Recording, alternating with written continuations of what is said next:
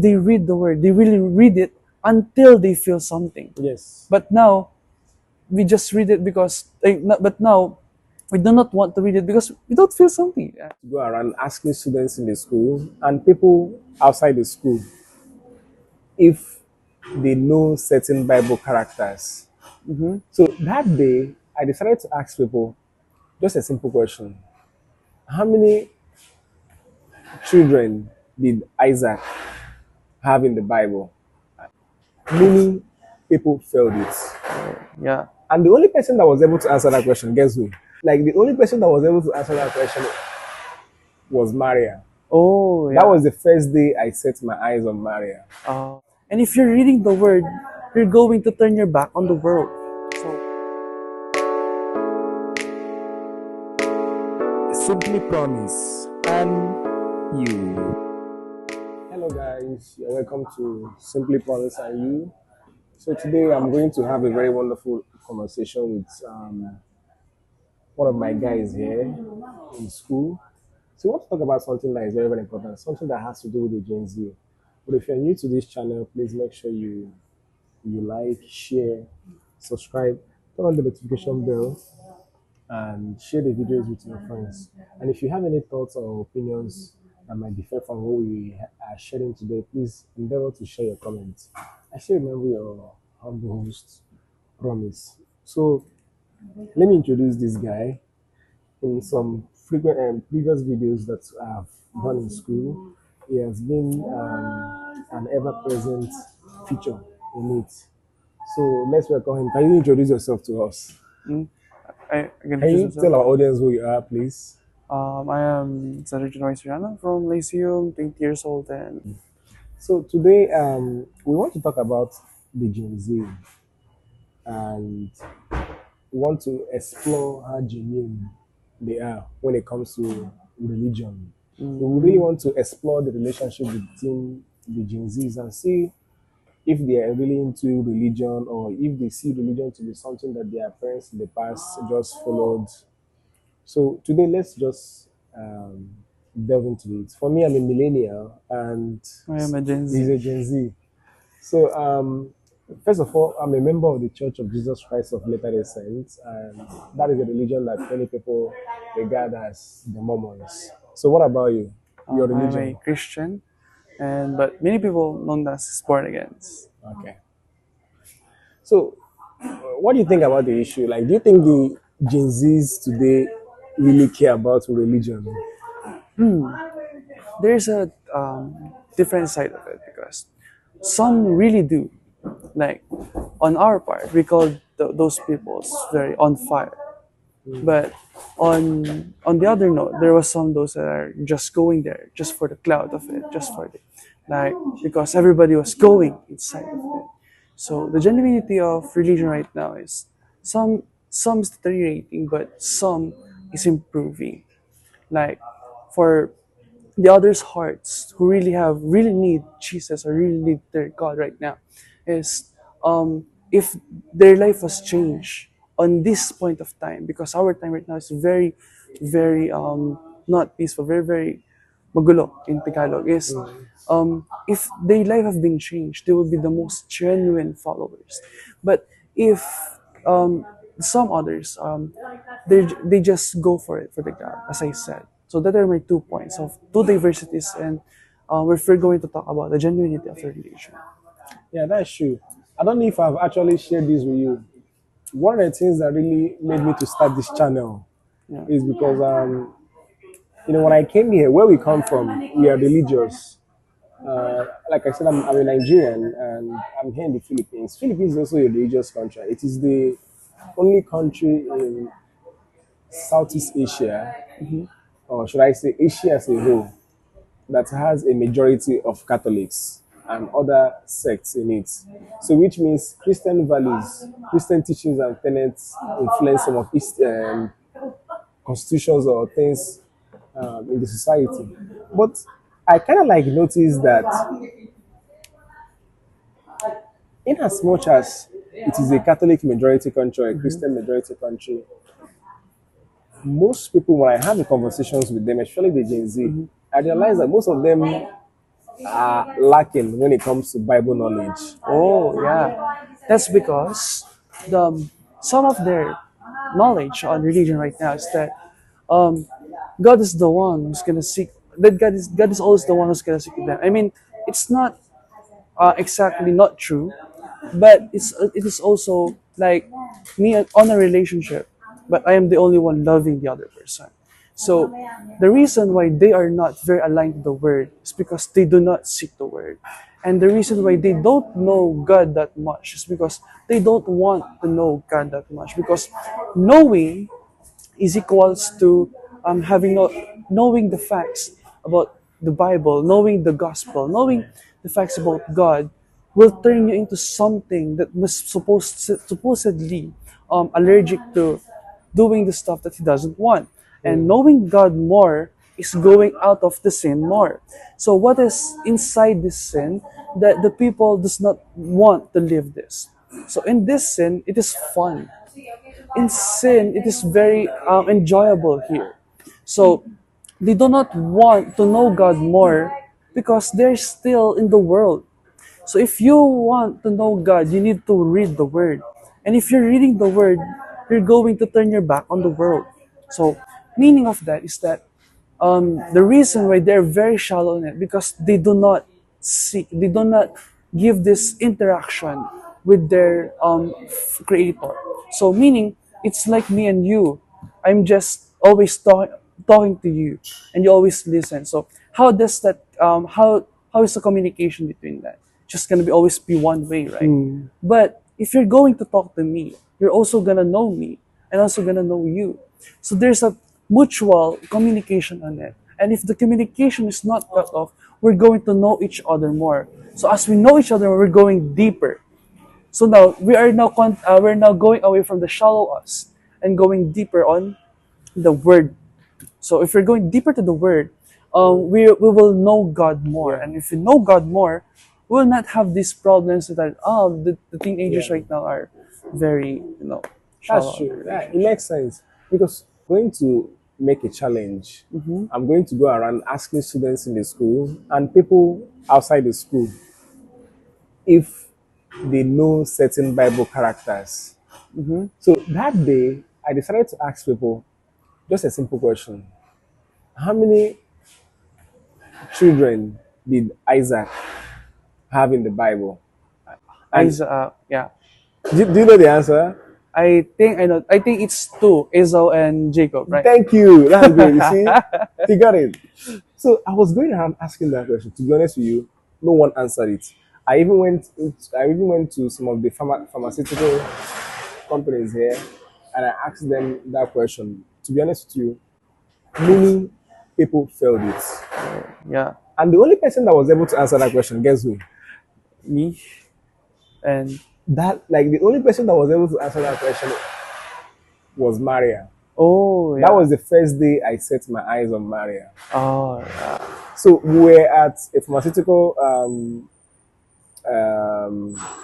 center near the school, and I asked some of your friends, and they weren't able to answer me. Then I saw Maria walking towards them, and I asked her, "Hello, Ate, do you know this question?" She was like, "Yeah." Maria answered the question, yeah, and I was impressed. I'm like, if this country is a Catholic majority country, why is it that people here don't really know all these things? And these Gen Zs, who I see to be very lucky to be in the computer age, who should at least have more access to information, why are they not really paying attention to this? Why are they tired, or are they feeling like they don't really need it? So I was yeah, really worried. For yeah. real. If you're really worried about that, the thing is, why they don't know about this stuff, even though our technology is advancing, right? Because first of all, there's so many distractions. Okay. Technology itself is a distraction on it. Even though it can help on us getting to know the word more, it is also a big distraction. Secondly, is that for them it is not fun. It is it is not on the definition of enjoyable, Okay. right? Because they do not feel some for them they do not feel something when they're reading the word. Unlike when our ancestors, like our old pastors, and then Yeah. if they read the word, they really read it until they feel something. Yes. But now we just read it because, but now we do not want to read it because we don't feel something, right? And another one is that they are not, they are not curious enough on they're not curious enough on these things, or like they're not asking questions about these things. Because on my part, actually, I'm gonna tell you a brief history on why I Okay. started reading the Bible. Because I was an son of a Christian family, so I grew up as a Christian, and my mom was evangelized when she was in high school, so I grew up as a Christian. But I don't really understand the Bible at first, but I really love books.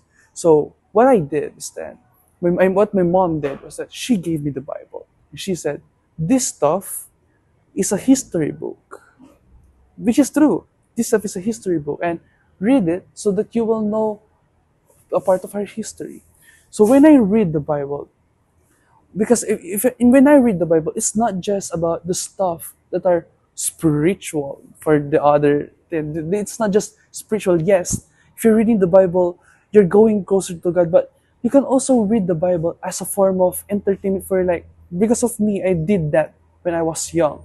And as I was reading it, the stories in the Bible was actually entertaining for me. There was the 300.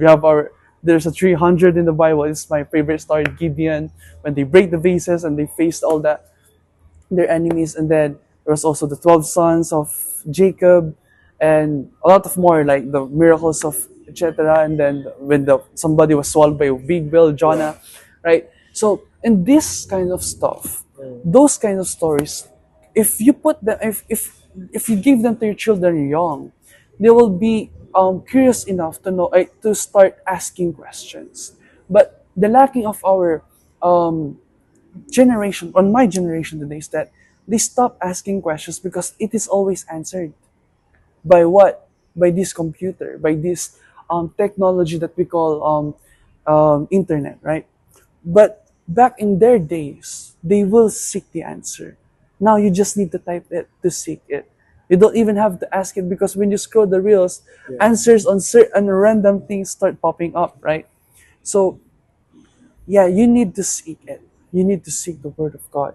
If you really want to know the answers about this stuff and this stuff, you need to open the book itself, not just putting Yeah. open up your phone. Yeah. That's why I always have my Bible there. You need to always open up the book, right? Yeah. And they also need, and also possible the leaders of certain churches and stuff, they also need to adapt to their preaching, right? They need to make it fun. Like, for example, how could we make it fun? Let's make some icebreakers that include the gospel, right? Like, Pinoy Henyo with the gospel, Yeah. right? Or how can we make it fun? Relate it to their lives. Relate it to their lives now. What are they experiencing? What are their troubles? What are they thinking about? Right? As we nursing, so what do we want to hear? We want somebody that I want to hear that somebody is a better doctor than us, or somebody have suffered Yeah. more than Yeah. us, Yeah. right? So they need to hear those stuff in order for them to relate themselves. And if they relate themselves, they will be curious. They will be start to ask questions like, who really is this guy? Um, how can I feel this? Right? We need to plant something on them for them to start really opening it up, right? Because in the Bible it is said that um, as if you plant something on them, it will just grow on their own. I forget the verse, brother. I'm sorry. I'm very bad at Yeah, it's memorizing okay. things. But I have my devotion there, and it's said on that I have my own. Actually, it's not just a devotion. It's a sharing that said, if you plant something on a man, it will grow into thousands, right?